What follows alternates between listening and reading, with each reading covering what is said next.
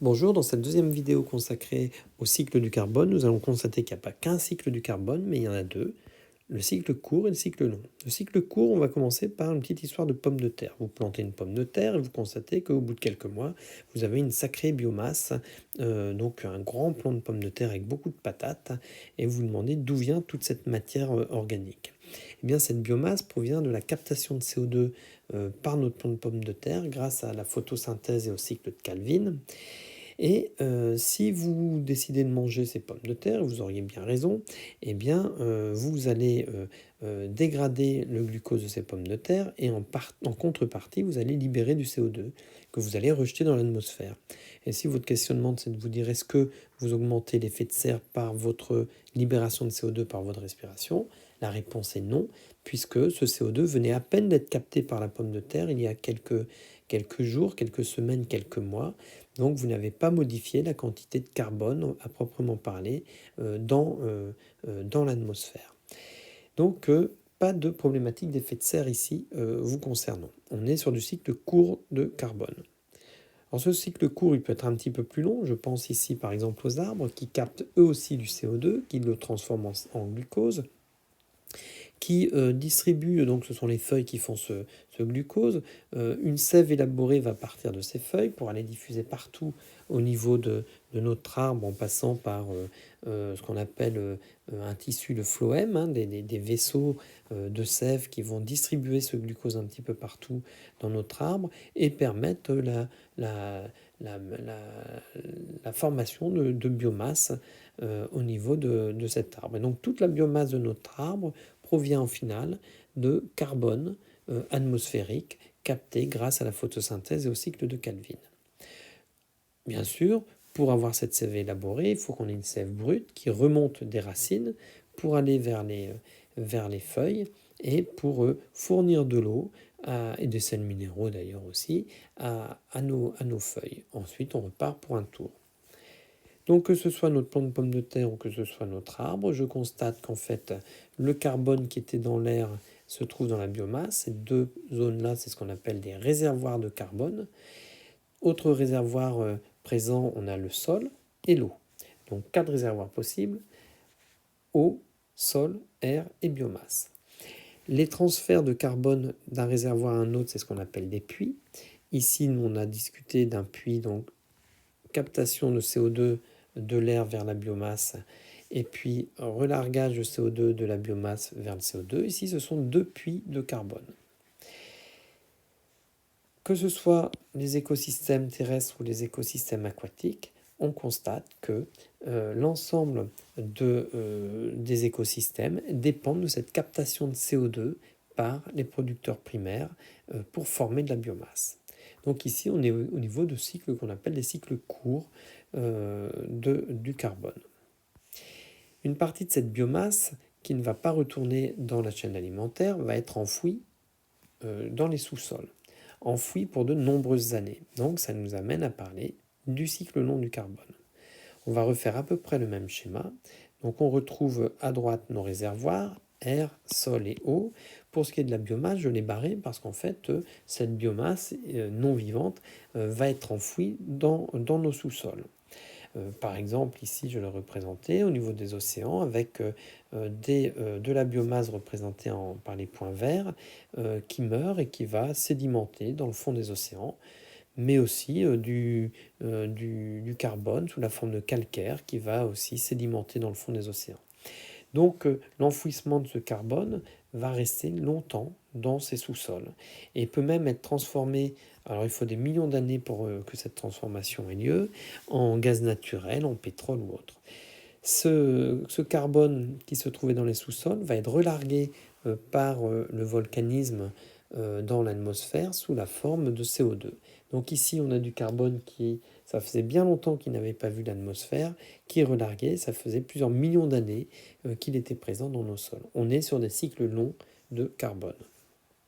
Ça nous amène à parler d'énergie renouvelable. Alors, comparons la combustion de bois et la combustion de gaz naturel. Combustion de bois, donc on libère du CO2 dans l'atmosphère qui avait été capté quelques années auparavant, quelques dizaines d'années, quelques centaines d'années. le gaz naturel libère du CO2 dans l'atmosphère qui avait été capté par nos sous-sols il y a plusieurs millions d'années. Donc vous comprenez bien la distinction en termes de temps.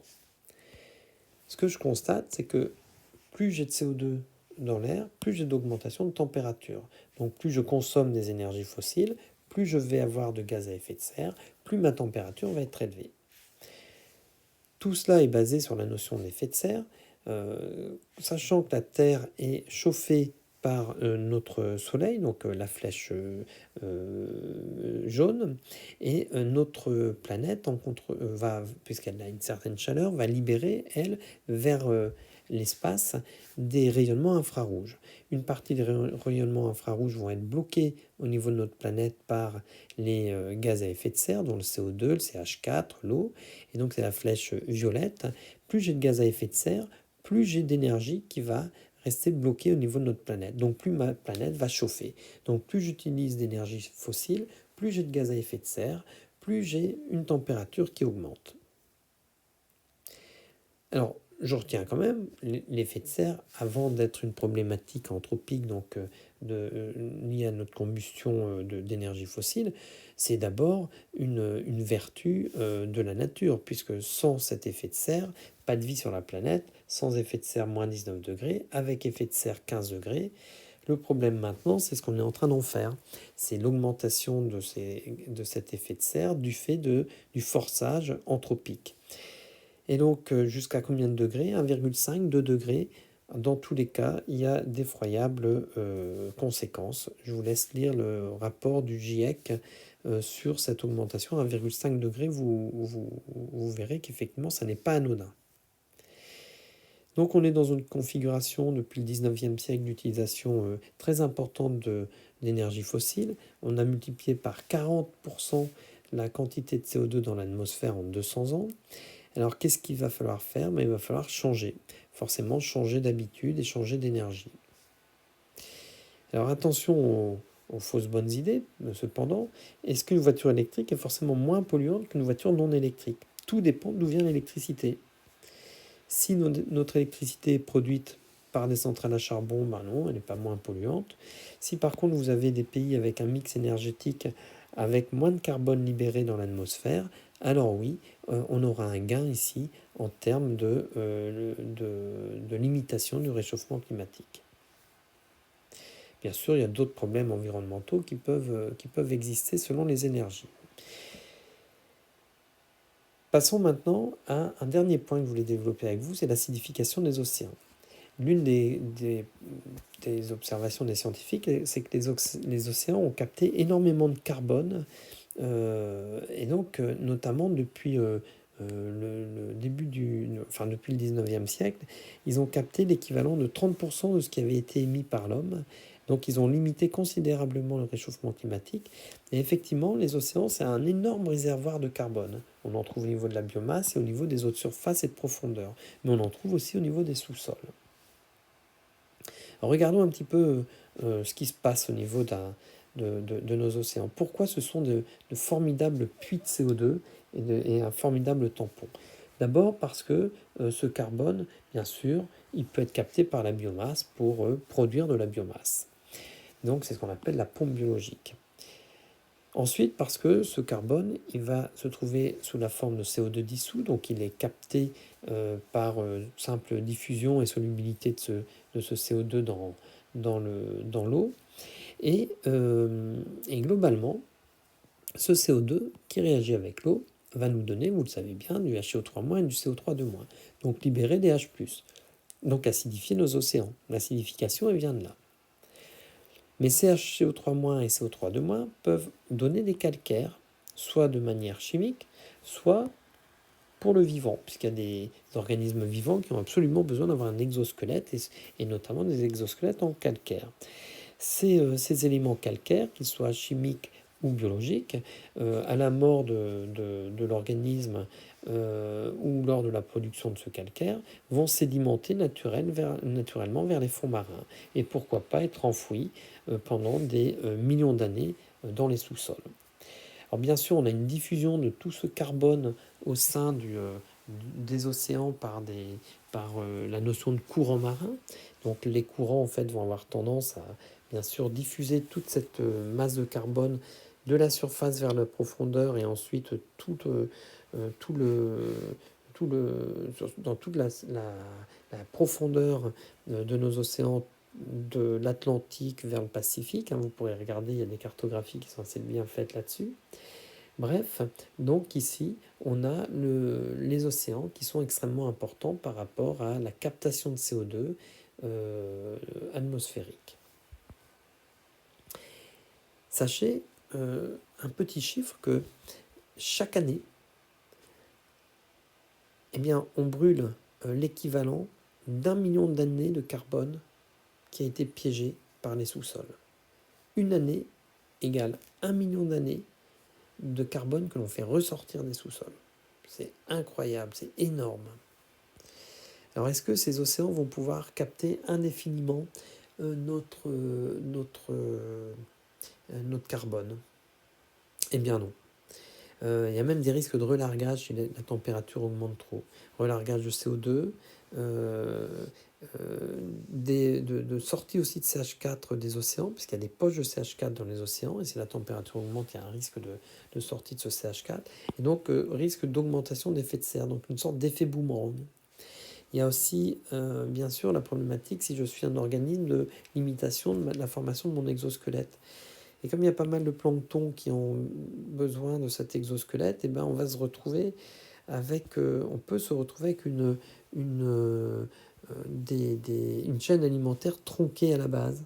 Moins de plancton, et bien vous comprenez que la chaîne alimentaire, elle va forcément produire moins de biomasse en général. Bon, alors en conclusion, est-ce qu'on a raison de s'inquiéter? Oui, les changements de climat sont effectifs, donc avec une augmentation de la température, baisse de pH des océans, ce qui entraîne des variations de courants marins, donc pas mal de problématiques liées à ça, des variations aussi au niveau de la chaîne alimentaire, du fait par exemple d'une moins grande facilité de production d'exosquelettes à un certain pH. Tout cela est modélisé par les climatologues, non pas dans une boule de cristal, mais bien à partir de données scientifiques et d'éléments de connaissances sur les forçages climatiques dont on a déjà parlé.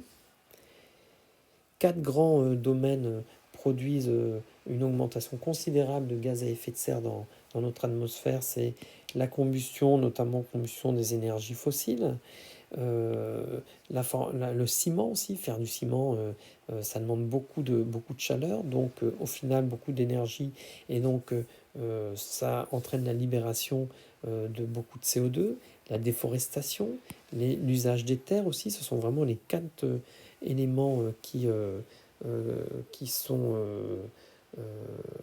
extrêmement problématiques et sur lesquels il faut trouver des solutions pour limiter la libération de gaz à effet de serre. Et un dernier chiffre, rendez-vous compte qu'actuellement, il y a 10 fois plus de gaz à effet de serre libéré qu'il y a 65 millions d'années. 65 millions d'années, c'était la disparition des dinosaures. Donc, les climato-sceptiques voudront nous dire qu'il ne se passe rien. Étonnant. Et à part ça, tout va bien. À très bientôt sur une autre problématique.